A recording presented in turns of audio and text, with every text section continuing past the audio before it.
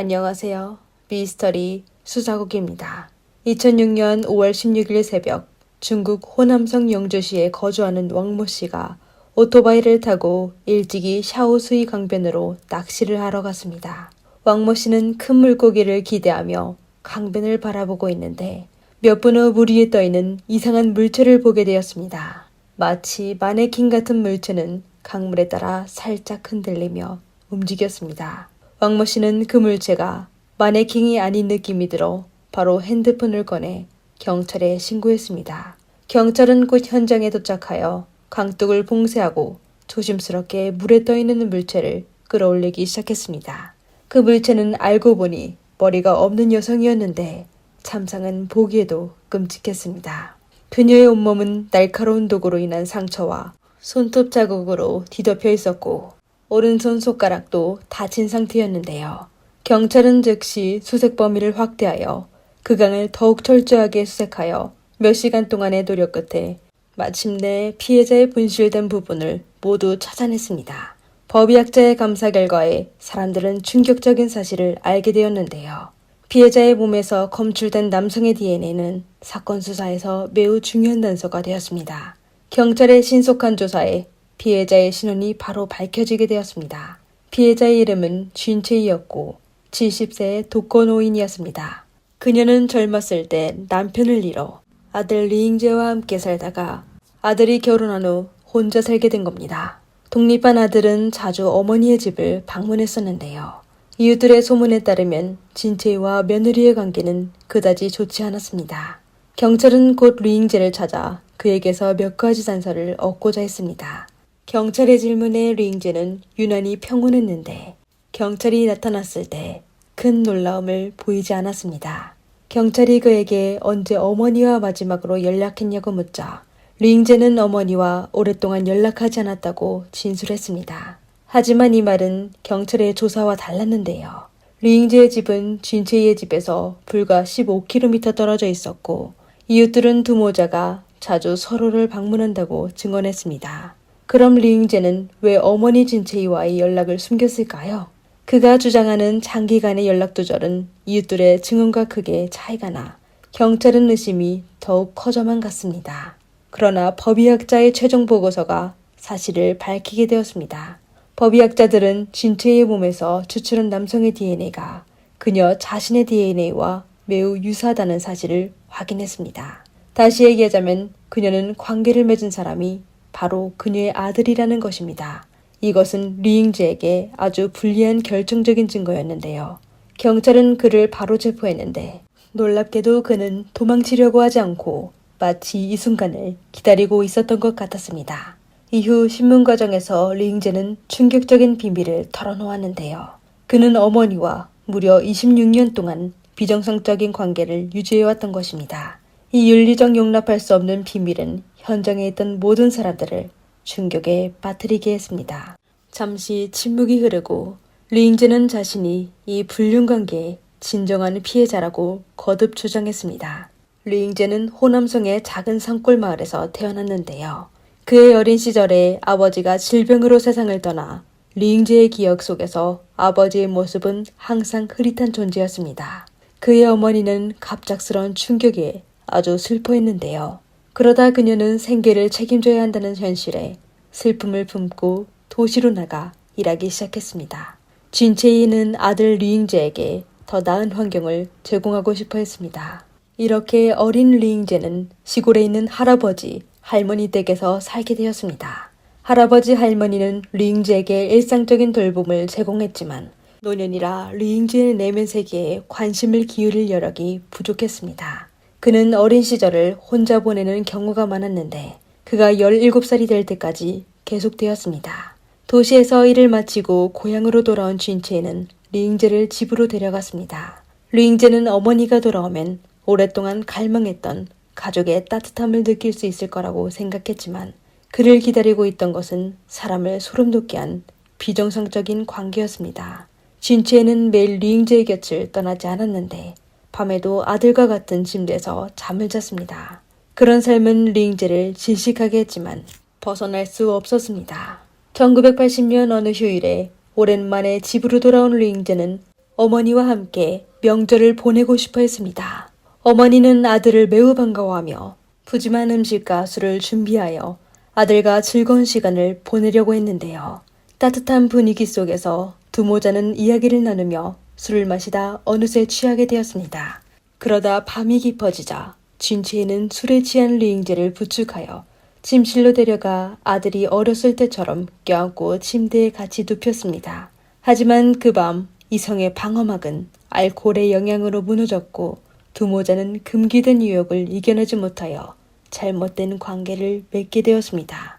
그날 밤은 류잉재의 인생에서 지울 수 없는 그림자가 되었습니다. 그 후 진채이는 두 사람 사이의 부도덕한 행위에 대해 전혀 부끄러워하지 않았고 오히려 자신의 욕망을 더욱 채우기 시작했습니다. 외부 사람들 앞에서 그들이 평범한 모자처럼 각자 바쁜 일상을 보내는 척했지만 밤이 되면 두 사람은 친밀한 연인으로 변했습니다. 모자의 비정상적인 관계는 류잉재가 20살이 될 때까지 수년 동안 지속되었습니다. 그는 결혼을 통해 진채이와의 왜곡된 관계를 끊기를 바랬지만 그는 3번의 결혼 중 2번이 실패하게 되었습니다. 사실 매번 이혼하게 된 건 진채이 때문이었는데요. 진채이는 아들이 며느리와 친밀하게 지내는 모습을 볼 때마다 마음속에 질투를 참지 못해 이상한 말을 했으며 때로는 며느리 앞에서 류잉재에게 애매모호한 행동을 하기도 했습니다. 시간이 지나며 며느리들은 점차 시어머니 진채이의 불쾌한 행동을 더 이상 견디기 힘들어했는데요. 진채이는 아들과의 특별한 관계를 유지하기 위해 온갖 수단을 가리지 않고 2번이나 그의 결혼을 망쳤습니다. 류잉재는 어머니의 지배에서 완전히 벗어나기 위해 최대한 어머니를 찾아가지 않기로 결심했습니다. 그러나 얼마 안 돼 류잉재는 새로운 연인을 만나 결혼하였습니다. 그는 다시 결혼했지만 어머니가 전화하면 할 수 없어 그녀의 집으로 돌아가 불편한 의무를 이행했습니다. 때로 진채에는 그를 집으로 보내지 않아 그는 어머니의 집에서 묵기도 했는데요. 그런 삶은 몇 년 동안 지속되었고 평온해 보이는 두 사람의 관계는 사실은 매우 위험했습니다. 2006년 어느 밤 류잉재는 힘들게 번 600위안 하나로 약 11만 원이 되는 돈을 모두 아내에게 주었습니다. 하지만 그의 아내는 생활비로 남편이 90위안 하나로 약 1만 7천 원의 급여를 주지 않았다며 그가 그 돈을 진채에게 준 것이라고 의심했습니다. 이렇게 두 사람은 심하게 다투게 되었는데요. 억울한 류잉재는 자신의 속마음을 털어놓을 곳이 없어 또 며칠 전 어머니가 집으로 오라고 했던 일이 떠올라 자전거를 타고 어머니의 집으로 향했습니다. 그가 도착했을 때 밤은 깊어졌는데요. 그는 열쇠로 조심스럽게 문을 열고 집 안으로 들어가자 어머니 진채이가 침대에 누워 TV를 보고 있는 모습을 보게 되었습니다. 그녀는 파란색 꽉 끼는 티셔츠를 입고 있었고 하체는 옷을 입지 않은 채 담요를 허벅지까지 덮고 있었습니다. 그녀는 마치 아들의 도착을 예상하고 있었던 것처럼 보였습니다. 류잉재가 문을 열고 들어오자 진채이는 침대에 누워 왔구나? 널 3일 동안 기다렸다 고 말했습니다. 그리고는 아들에게 자신과 관계를 맺자고 요구했습니다. 다시 한번 그들은 유혹을 이겨내지 못했고 류잉재는 70세의 어머니와 잠자리를 갖게 되었습니다. 관계를 나눈 후 류잉재는 진채에게 아내와 돈 때문에 다툰 일을 털어놓으며 위로를 받고 싶어 했습니다. 하지만 그의 예상과는 달리 진채는 그를 위로하기는커녕 오히려 그의 아내를 욕하며 며느리가 성격이 까다롭고 거만한 여자라고 욕했습니다. 진채는 류잉재에게 더 이상 못 살겠으면 이혼하고 어머니 집으로 돌아오라고 조언했습니다. 그러다 진채는 자신의 불만을 토로한 후 류잉재에게 100위안 하나로 약 1만 9천 원을 요구했습니다. 하지만 당시 류잉재는 이미 모든 돈을 아내에게 주었기 때문에 어머니에게 줄 돈이 없었는데요. 류잉재가 거부하자 진채는 그를 위협하기 시작했습니다. 진채는 자신의 요구를 들어주지 않으면 22년 동안 이어져 온 두 사람의 부도덕한 관계를 세상에 알리겠다고 했습니다. 진채의 말은 날카로운 칼날처럼 류잉재의 마음을 아프게 했습니다. 26년 동안 진채는 계속하여 그의 결혼을 망쳐 그가 오늘날 같은 처지에 놓이게 되었는데요. 오늘날 그는 성격이 불같은 아내와 함께 살아야 했고 경제적으로 어려움을 겪게 되었습니다. 류잉재의 청춘은 진채에게 빼앗겼는데 이제는 그에게 돈까지 요구했습니다. 생각하면 할수록 화가 난 류잉재는 아내에게 미안한 마음이 들게 되었으며 오직 진채이만 없어지면 모든 일을 덮을 수 있을 거라고 생각하게 되었습니다. 오랜 억압으로 그의 정신 상태는 붕괴 직전에 있었고 분노에 사로잡혔습니다. 다음날 새벽 1시 류잉제는 어머니가 잠든 사이에 그녀 몸에 올라가 손으로 목을 꽉 잡았습니다. 70세에 가까운 진채이가 아무리 발버둥을 쳐도 그는 손을 놓지 않았습니다. 어머니가 몸을 더 이상 움직이지 않을 때까지 말입니다. 어머니를 해친 이후 류잉제는 더욱 잔혹한 짓을 저질렀습니다. 그는 날카로운 도구를 찾아 어머니의 머리와 오른손 손가락을 자른 후 그 부분들을 가방에 담아 인근에 있는 강에 버렸습니다. 이 모든 범행을 마친 후 그는 어머니 집으로 돌아와 솜과 담요로 어머니의 몸을 싸서 샤오스이 강에 버렸습니다. 그렇게 두 보호자의 비정상적인 관계는 가장 극단적인 방식으로 끝을 맺었습니다. 법원은 이 사건을 심리하는 과정에서 류잉제가 어머니 진채이와의 관계를 제대로 처리하지 못하여 그녀를 숨지게 하여 고의상해죄에 해당한다고 판단했습니다. 또한 법원은 진채이가 자신의 친아들인 류잉제와 장기간 비정상적인 관계를 유지해왔다는 사실을 인지하고 진채이가 류잉제의 결혼 생활에 여러 차례 간섭하여 2번의 이혼으로 이어진 사실과 류잉제의 자백 태도가 양호하다는 점을 고려하여 류잉제에게 극형을 선고했지만 집행을 2년 유예했습니다. 시청자 여러분은 오늘 이야기에 대해 어떻게 생각하시나요?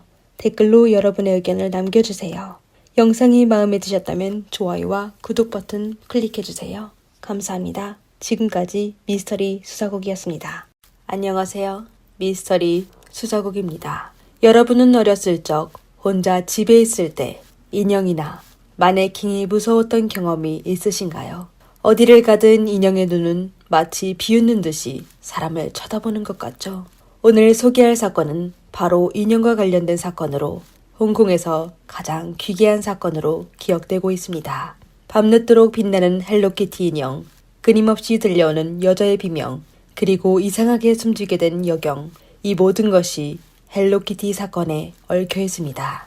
1999년 3월 17일 낡은 건물의 유 여사는 떨고 있는 판민이를 바라보며 한숨을 내쉬었습니다. 소녀는 갈 곳이 없어 유 여사의 집으로 찾아간 것이었는데요.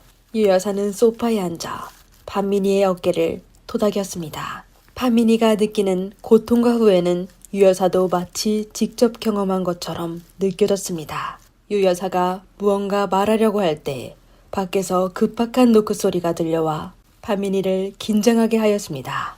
유 여사가 문을 열려고 했는데 그때 그 순간 욕설과 협박이 들려왔습니다. 그들은 판민이가 나오지 않으면 숨지게 되더라도 끔찍한 일을 당하게 할 거라고 협박했습니다. 얼마 안 돼 2명의 건장한 남성이 강제로 유 여사의 집을 쳐들어가 판민이를 밖으로 끌어냈습니다. 나이든 유 여사는 그냥 바닥에 주저앉아 점점 멀어지는 그들의 모습을 지켜볼 수밖에 없었습니다. 그녀는 유 여사의 아들이 얼마 전에 만나게 된 여자친구 판민이였습니다. 판민이의 불행한 삶은 어린 시절부터 시작되었습니다. 판민이가 어렸을 때 아버지는 도박에 미쳐 결국 딸과 아내를 떠났는데요. 판민이를 제대로 키울 수 없게 된 어머니는 생계를 유지하기 위해 재혼하여 판민이를 고모에게 맡겨 키웠습니다. 제대로 된 교육을 받지 못한 판민이는 잘못된 길로 들어서게 되어 사춘기 시절에 소년원에 들어가게 되었는데요. 그 후 판민이는 잘못을 뉘우치고 열심히 공부하여 고등학교 졸업장을 받아 졸업 후에는 판매원 일을 시작했습니다. 그녀의 삶은 점점 나아질 것 같았지만 아쉽게도 나쁜 친구를 사귀면서 마약에 중독되었습니다. 결국 판민이는 직장을 그만두고 몸을 팔며 돈을 벌기 시작했습니다. 그러다 그녀는 유 여사의 아들인 아신을 만나 급격하게 사랑에 빠져 동거하기 시작했습니다. 심지어 2사람은 유 여사의 집에서 아이를 낳기까지 했는데요. 안타깝게도 유 여사의 아들은 게으르고 가정을 책임질 능력이 없었습니다. 사실 마냥 유 여사와 판민이가 함께 노력만 하면 어떻게든 생계를 유지할 수 있었을 것입니다. 하지만 판민이가 조직폭력배인 천문락을 만나면서 삶은 엄청난 변화를 갖게 되었는데요. 1997년 판민이는 할머니의 병원비를 마련하기 위해 천문락에 4천 홍콩달러, 하나로 약 69만 원과 명품 라이터, 휴대폰 등 물건을 훔쳤습니다. 그녀는 본인의 도둑이 결국 더욱 어려운 삶을 살게 되었을 줄은 몰랐습니다. 천문락에게 들키게 된 판민이가 돈을 갚지 못하자 천문락은 그녀가 훔친 물건을 고리대금으로 치며 그녀에게 강제로 몸을 팔게 하였습니다. 판민이는 1년 넘게 계속하여 일해왔으며 심지어 중간에 임신까지 했지만 천문락은 판민이를 가만두지 않았습니다. 그녀가 처음 훔쳤던 돈은 점점 갚을 수 없는 엄청난 빚이 되어버렸는데요. 그리고 1년 동안 판민이의 건강도 점점 악화되어 더 이상 버틸 수 없게 된 판민이는 유여사의 집으로 도망쳐 숨었습니다. 하지만 얼마 지나지 않아 천문락의 부하들은 그녀를 찾아내 다시 데려갔습니다. 참사 추위에 한 낡고 지저분한 임대 아파트에서 샤오방은 처음으로 판민이를 만나게 되었습니다. 샤오방은 천문락의 부하 량웨이륜의 여자친구인데 2월에 천문락이 아파트를 임대하여 그들이 거주하게 되었습니다. 하지만 임시 거주하고 있는 샤오방은 판민이가 구타당하는 모습을 볼 줄 몰랐는데요. 판민이의 얼굴에는 멍이 가득했고 난폭한 남자친구 량웨이륜과 천문락의 부하 한 명은 판민이를 주먹과 발로 마구 때리고 있었습니다. 추후 샤오방은 사건에 대해 알게 되었는데 량웨이륜은 판민이에게 빚진 돈을 요구했던 것입니다. 샤오방은 고통스러워 애원과 신음을 내는 판민이 옆에서 냉정하게 지켜보기만 했습니다. 문제소녀였던 그녀는 이런 장면에 아주 익숙했습니다. 폭행이 끝나고 나서 판민이는 방구석에 웅크려 앉아 있었습니다. 그녀는 온몸에 상처투성이었는데 얼굴은 멍과 눈물로 뒤범벅이 되었습니다. 잠시 후 천문락이 나타났는데 당시 판민이는 이미 구석에서 움직이지 못했습니다. 천문락은 부하들에게 기름을 가져와 판민이를 지지라고 명령했습니다. 판민이는 고통스러워하며 비명을 지르며 살려달라고 애원했습니다. 처음으로 그렇게 잔인한 광경을 목격하게 된 샤오방은 더 이상 볼 수 없어 안방으로 들어갔습니다. 다음 날에도 판민이는 여전히 풀려나지 않았는데요. 샤오방은 다른 방에서 그녀의 울음소리를 듣게 되었는데 그들이 판민이에게 배설물을 먹도록 강요하는 것 같았습니다. 샤오방은 그냥 방에 숨어 있으려고 했지만 천문락은 그녀를 불러 그들과 같이 판민이를 구타하게 지시했습니다. 천문락은 샤오방에게 고춧가루를 건네며 판민이의 상처에 뿌리라고 했습니다. 두려움에 빠진 샤오방은 그의 지시대로 할 수밖에 없었습니다. 온몸에 이미 상처투성이인 판민이는 더욱 고통스러워하며 땅을 고르며 신음했습니다. 샤오방은 두려움과 죄책감에 시달리게 되었는데 며칠 후 남자친구는 샤오방에게 판민이가 숨졌다는 사실을 알려줘 샤오방을 더욱 놀라게 했습니다. 본인도 같이 구타한 사람이 숨졌다니 말입니다. 하지만 그게 끝이 아니었는데요. 천문락은 더욱 공포스러운 행동을 했습니다. 그는 부하들과 함께 판민이를 토막내서 솥에 넣고 끓였습니다. 섬뜩한 냄새는 임대 아파트 곳곳에 퍼지게 되었는데요.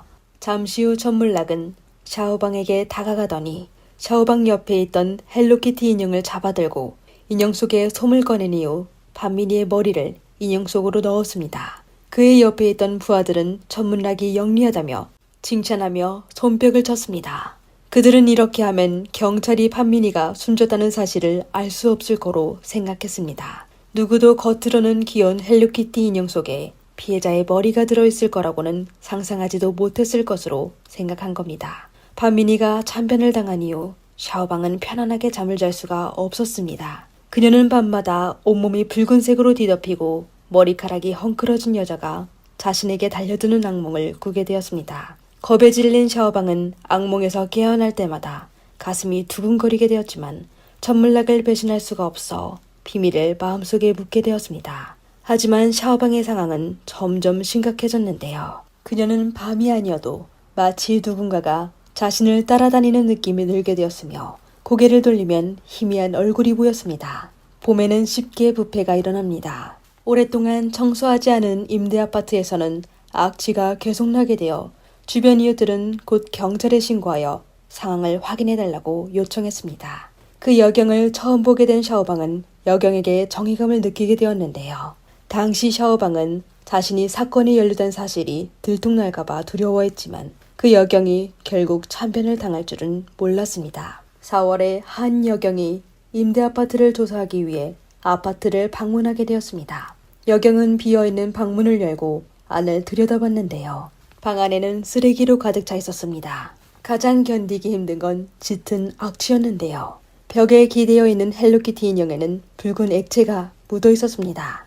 여경은 방 안 전체를 둘러보고 이상이 없다고 생각하여 그냥 샤오빙에게 청결에 신경 쓰라고 일러주고 떠났습니다. 처음 샤오방은 안도의 한숨을 내쉬었는데 여경이 떠나는 모습을 보며 왠지 모르게 불안감에 휩싸였습니다. 더 이상 견디기 힘들게 된 샤오방은 소년원으로 돌아갔습니다. 그러다 소년원의 사회복지사가 샤오방이 이상하다는 점을 눈치채게 되어 그녀에게 무슨 일이 있었는지 물었습니다. 한동안 두려움 속에 생활해온 샤오방은 참지 못해 결국 사회복지사에게 모든 사실을 털어놓았습니다. 1999년 5월 26일 샤오방은 오랜만에 임대 아파트를 다시 찾았는데요. 건물 아래층에 도착하자 샤오방은 더 이상 앞으로 나아갈 수 없었습니다. 그녀의 곁에 있던 경찰은 아무 말 없이 건물로 들어가 수색을 시작했습니다. 곧 경찰은 헬로키티 인형이 발견하게 되어 인형 안에 있는 판민이의 머리를 찾아냈습니다. 당시 머리는 이미 완전히 부패했는데요. 곧 많은 경찰이 출동하여 천물락, 양순주, 량에이룬 3명을 체포했습니다. 샤오방은 모든 것이 끝나게 되어 자신이 다시 악몽에 시달리지 않아도 될 거로 생각했습니다. 하지만 샤오방은 그 후 재판 과정에서 또 다른 고통을 겪어야 했는데요. 천물락을 중심으로 한 범죄 조직은 증거를 처리하는데 매우 능숙했습니다. 그들은 DNA 검사가 불가능하게 만들었는데요. 모든 사람이 범죄 과정을 알고 있었지만 피해자가 판민이라는 거에 명확한 증거가 없어 검찰은 그들에게 고의상해 혐의로 기소할 수 없었습니다. 이번 사건의 유일한 직접 증인인 샤오방은 판민이가 숨지게 된 장면을 보지 못하여 그녀의 진술만으로는 판민이가 살해당했다는 사실을 입증할 수가 없었습니다. 이렇게 재판은 난항에 빠지게 되었는데요. 판민이의 신원을 확인하는 어려운 임무는 법의학자인 양가국 박사에게 맡겨졌습니다. 양가국 박사는 사진 중첩 방식을 통해 피해자의 신원을 확인하려고 했는데요. 이 방법에서 가장 중요한 요소는 치아였습니다. 사건 현장에서 발견된 머리뼈의 치아 특징과 판민이의 치아 특징이 완벽하게 일치한다면 피해자의 신원을 확인할 수 있을 것입니다. 양가국 박사는 피해자의 머리뼈 모양과 판민이의 얼굴 윤곽을 비교했습니다.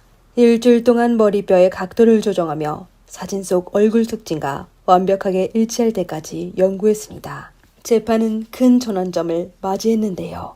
결국 다양한 증거들을 종합하여 배심원단은 6대1로 피고인 3명에 대한 고의상해죄는 인정하지 않고 과실상해죄만 인정했습니다. 하지만 재판장은 이 사건의 잔혹한 범죄수법과 재범 가능성을 고려하여 3명의 피고인에게 전부 무기징역을 선고했습니다. 사건은 마침내 종결되었습니다.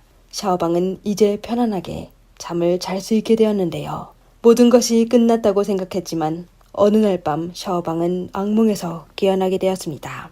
꿈에서 그녀는 방을 수색했던 여경을 보았는데 여경은 계속하여 사건의 진실을 밝혀내지 못했다며 후회하는 모습을 보였습니다. 그 후 한 뉴스 기사문이 샤오방의 눈길을 사로잡게 되었는데요. 처음에 방을 수색하여 진실을 놓치게 된 여경이 얼마 전에 그 방에서 스스로 목숨을 끊었다는 내용이었습니다. 이에 공포에 질린 샤오방은 만약 자신이 용기를 내서 사회복지사에게 사실을 말하지 않았다면 자신도 똑같은 결과를 맞이했을 거라고 생각하게 되었습니다. 오늘의 영상은 여기까지입니다. 이 사건에 대해 어떻게 생각하시나요? 댓글로 의견을 남겨주세요. 영상을 재미있게 보셨다면 구독과 좋아요 부탁드립니다. 감사합니다. 호주 대법원 사법 상무관 코린 레이니는 늦은 밤 기이하게 사라졌는데 숨진 채 외딴 곳에서 발견되었습니다. 경찰은 그녀의 사건을 조사하다 피해자의 남편, 유명 변호사 로이드 레이니를 가장 유력한 용의자로 주목하게 되었습니다. 확보된 여러 증거로 경찰은 로이드의 변명을 듣지 않고 강제로 그를 체포하였습니다. 곧 유명 변호사가 아내를 해쳤다는 소식은 호주 전체에서 센세이션을 일으키게 되었습니다. 하지만 모두가 진범이 잡혀 사건이 완료되었다고 생각했을 때 사건은 충격적인 반전을 맞이하게 되었습니다. 도대체 무슨 일이 일어났을까요? 진범은 또 누구였을까요? 안녕하세요. 미스터리 수사국입니다. 오늘 저희와 같이 이번 사건에 대해 알아봅시다. 2007년 8월 8일 호주 퍼스 경찰서에서 한 통의 신고 전화가 걸려왔습니다. 전화한 사람은 현지에서 유명한 변호사 로이드였는데요. 그는 호주 대법원 사법 상무관 일을 하는 아내 코린이 전날 밤에 피트니스 센터로 댄스 수업을 받으러 집을 떠난 뒤 다시 집으로 돌아오지 않았으며 출근도 하지 않고 아무리 연락해도 연락이 안 된다고 하였습니다. 로이드는 경찰에게 아내가 사고당한 것 같다고 하였습니다. 로이드 부부는 현지에서 아주 유명하여 경찰은 사건이 그녀의 실종을 중요시하고 바로 경찰을 파견하여 수사하기 시작하였습니다. 로이드의 진술에 따라 경찰은 코린이 참석한 피트니스 댄스 수업부터 수사하여 곧 그들은 중요한 단서를 얻게 되었습니다. 댄스 학원의 멤버들에 따르면 그날 밤 코린의 기분이 아주 좋았었습니다. 그녀는 21시쯤에 집으로 돌아가 남편과 의논할 문제가 있다며 학원을 떠나 승용차를 운전하여 집으로 갔습니다. 그리고 이번이 그녀가 마지막으로 나타난 거였는데요. 이에 경찰은 코린이 학원에서 집으로 가는 경로를 전부 확인하여 철저히 수색하기 시작했지만 여전히 아무런 단서를 얻지 못하였습니다. 그러다 8월 15일에 코린의 실종 소식이 널리 퍼지게 되자 한 사람이 TV를 보고 경찰에 신고 전화했습니다. 그는 인근에 있는 수비아코 동네에서 코린의 승용차를 본 적이 있다고 하였는데요. 신고받은 경찰은 밤새 현장으로 출동하여 차량 사진과 번호판을 통해 해당 차량이 바로 코린이 실종되기 전 마지막으로 운전했던 차량이란 걸 확인하였습니다.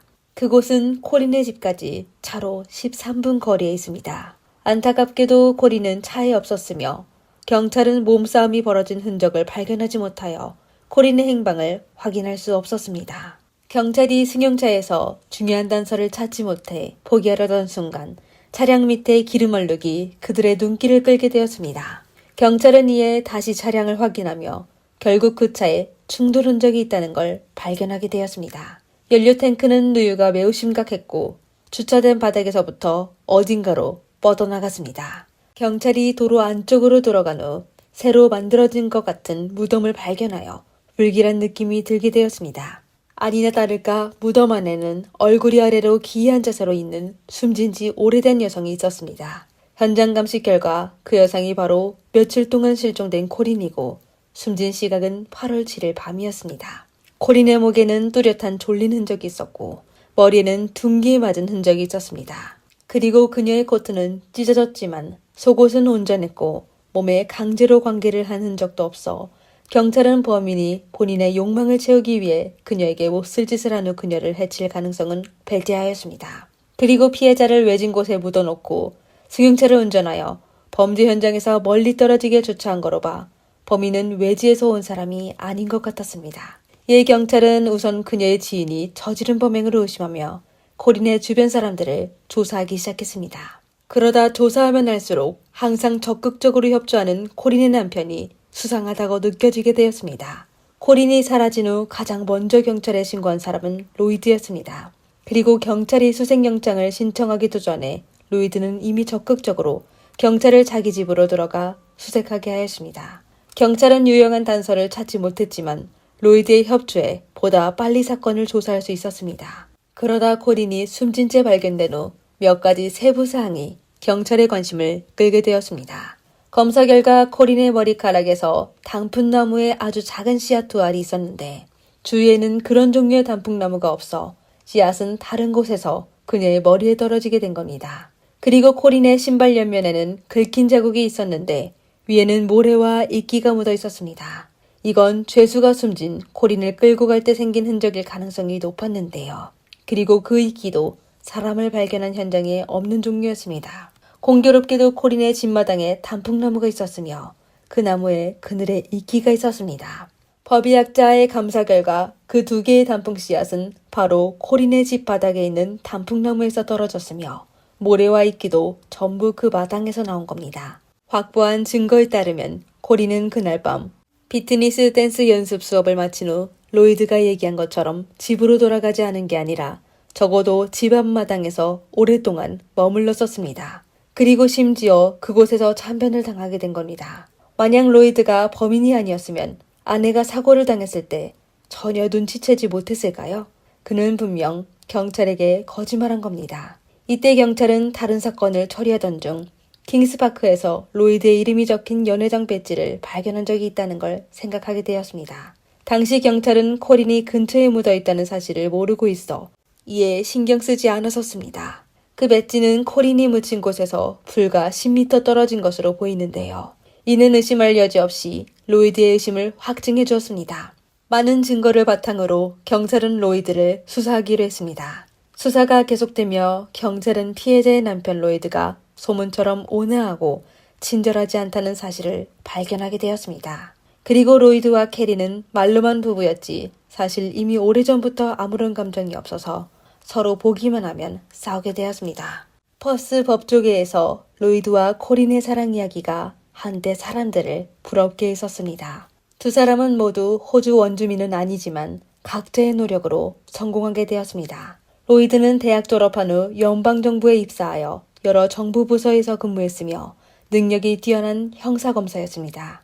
그러다 그는 직장을 그만두고 로펌을 설립하여 부유한 사람들을 위한 소송사건을 전문으로 하여 엄청 많은 돈을 벌게 되었습니다.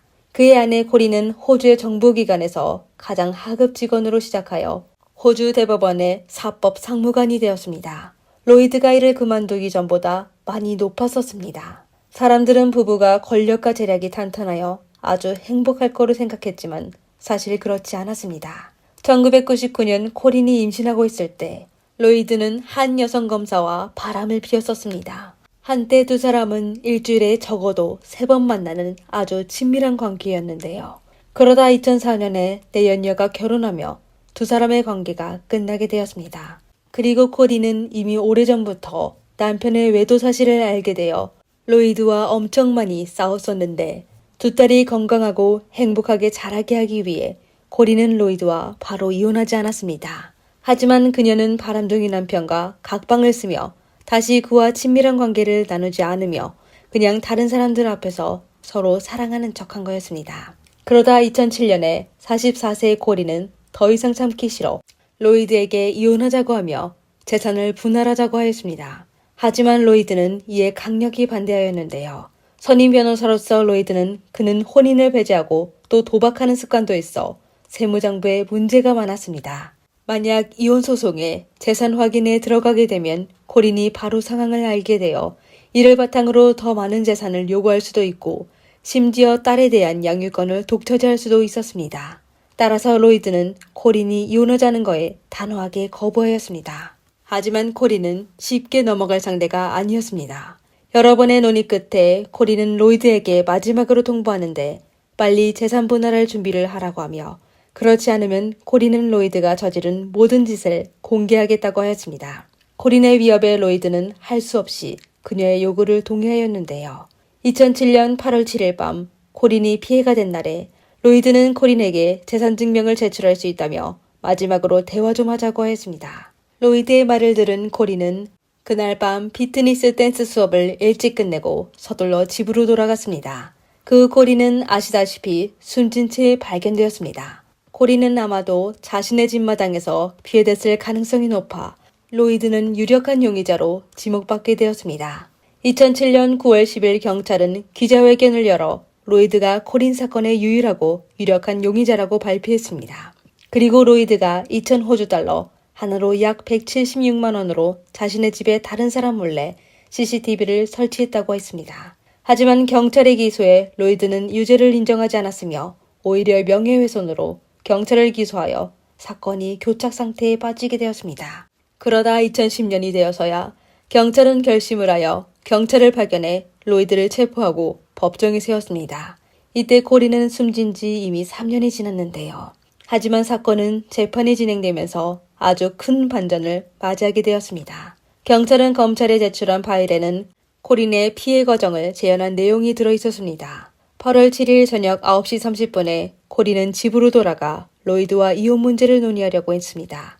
얘기 중 로이드는 재산 증명 제공을 거부했으며 코린의 주의를 피해 밧줄로 그녀의 목을 조르기 시작하며 둔기로 그녀가 숨질 때까지 내려쳤습니다. 그리고 로이드는 아주 침착하게 현장을 정리하고 코린의 시신을 침실에 숨겼다가 저녁 23시에 큰딸이 파티를 마치고 돌아와 잠들고서야 코린을 조용히 차로 옮겨 킹스공원으로 옮긴 후 묻어버렸습니다. 하지만 돌아오는 길이 너무 어두워 그는 난간에 부딪히게 되어 기름 탱크가 새게 되어 할 수 없이 근처에 주차하여 걸어서 집으로 돌아갔습니다. 경찰의 추측은 또 그날 밤에 코린이 입었던 코트가 왜 침실에 있었는지를 설명하였습니다. 그럼 그녀의 몸에 있는 나무 씨앗과 이끼는 어떻게 된 것일까요? 로이드는 법정에서 경찰이 제시한 증거와 추측에 대해 강력한 질문을 제기했습니다. 우선 경찰은 코린이 자택에서 숨지게 되었다고 하는데 누구도 코린이 차량을 운전하는 모습을 보지 못했습니다. 그리고 저녁 11시에 집으로 돌아온 큰딸도 어머니의 차량이 주위에 주차된 걸 보지 못했으며 경찰의 여러 번 수사에도 집안에 싸운 흔적이나 사격으로 생긴 붉은 흔적이 없었습니다. 또 두 딸과 이웃들도 다투는 소리를 전혀 듣지 못하여 그들의 집은 범행 현장이 아닐 겁니다. 두 번째, 코린을 매장하는 데 걸리는 시간에 대해 경찰의 제안에 따르면 건장한 중년 남성이 모든 걸 완료하려면 최소 5시간이 필요했습니다. 하지만 로이드는 집 앞에서 큰딸을 배웅한 적이 있었는데요. 다시 얘기하자면 큰딸이 집으로 돌아간 후 30분 후 잠든 거로 하여 로이드가 숨진 코린을 처리한 후 집으로 돌아갈 수 있는 시간은 새벽 4시 30분이 될 겁니다. 그리고 그는 그날 아침 7시 20분에 두 딸을 깨워 아침을 만든 후 그녀들을 학교로 보내줘야 하며 또 법원으로 가 재판을 참여했습니다. 그동안 로이드의 정신 상태가 아주 좋았는데 누구도 그에게 이상하다고 느끼지 못했습니다. 즉 50대의 남성이 성인 여성을 처리하고 몇 시간 만에 체력이 회복되어 평소와 행동한다는 건 불가능한 일이었습니다. 게다가 로이드는 허리 상처를 입은 적이 있고 67kg밖에 안 되는 남성이고 코린의 생전 몸무게는 78kg에 일러 로이드는 그녀를 이동하는 것도 힘든데 어떻게 무덤을 파고 그녀를 묻을 수 있었을까요? 그리고 경찰은 범행 도구와 무덤을 파는 삽을 발견하지 못했습니다. 코린의 집에 있던 유일한 삽은 그녀가 피해가 되기 오래전에 이웃이 빌려갔습니다. 더욱이 경찰은 코린의 차와 그녀가 입고 있던 옷에서도 로이드의 지문을 수집하지 못했습니다. 즉 로이드는 범행 동기가 있더라도 범행을 저지를 수 있는 조건과 능력이 없었다는 것이어서 경찰의 추측은 로이드가 실행할 수 없다는 것입니다. 그뿐만 아니라 로이드는 경찰이 제시한 증거를 바탕으로 합리적인 사실을 얘기하였습니다. 그날 밤 그는 코린이 돌아오는 걸 보지 못하였습니다. 하지만 두 사람이 이전부터 서로와 얘기하지 않아 또 코린이 때때로 외박하는 일이 있어 이에 로이드는 별로 심각하게 생각하지 않고 딸이 집으로 돌아온 후 그는 본인의 방으로 들어가 잤습니다. 그러다 다음 날 아침에 딸들이 어머니의 외투가 집에 있는 걸 발견했는데 어머니가 귀가한 소리를 들은 적이 없어 어젯밤에 엄마가 아주 늦게 돌아와 아침 일찍 출근했을 거로 생각하였습니다. 그러다 로이드는 출근한 후 코린에게 여러 번 전화했지만 계속 연결이 되지 않아 경찰에 신고하게 된 겁니다. 로이드는 코린이 참변을 당해 이미 너무 속이 상한다며 경찰이 상상을 근거로 본인을 범인으로 지적하는 건 절대 용납할 수 없다고 하였습니다. 이렇게 양측은 3개월 동안 100명 이상의 증인을 재판에 불러 700개 이상의 증거를 제시하여 로이드가 범인인지에 대해 법정에서 열띤 논쟁을 벌였습니다. 결국 경찰은 로이드가 코린을 해친 직접적인 증거가 부족하여 법원은 로이드에게 무죄 판결을 하여 그는 법정에서 바로 석방되었습니다. 이렇게 유명 변호사가 아내를 해친 사건은 막을 내리게 되었습니다. 그럼 코린의 사건은 정말 이렇게 끝나게 되었을까요? 만약 로이드가 코린을 해친 범인이 아니라면 누가 그녀를 해쳤을까요? 범인은 코린을 해치기만 하고 범행을 저지른 후 또 힘들게 그녀를 묻었습니다. 그럼 그 의문의 범인은 도대체 무엇을 숨기려고 한 것일까요? 오늘날 코린의 사건은 이미 20년이라는 세월이 흘렀습니다. 하지만 그녀의 사건은 아직 결론이 없었는데 아마 결코 미스터리로 남게 될 것입니다. 하지만 코린의 두 딸은 어머니 없이 크게 되었고 그녀의 부모는 딸을 잃게 되고 그녀의 자매들은 한 명의 가족을 잃게 되었습니다. 하지만 로이드는 본인의 재산을 보유할 수 있으며 또 경찰로부터 거액의 배상금도 받게 되었습니다. 결국 코린이 세상을 떠난 후 로이드만 이익을 보게 된 거였습니다. 이에 호주 경찰은 여전히 로이드가 코린을 해친 유일한 용의자라고 굳게 믿고 있습니다. 사건은 아마도 언젠가 밝혀지게 되며 사건 속 숨겨진 어떤 비밀로 사람들에게 알려지게 될 겁니다. 시청자 여러분은 로이드가 범인이 아니라는 것에 대해 어떻게 생각하시나요? 댓글란에 여러분의 의견을 남겨주세요. 오늘의 영상은 여기까지입니다. 이상 미스터리 수사국이었습니다. 감사합니다.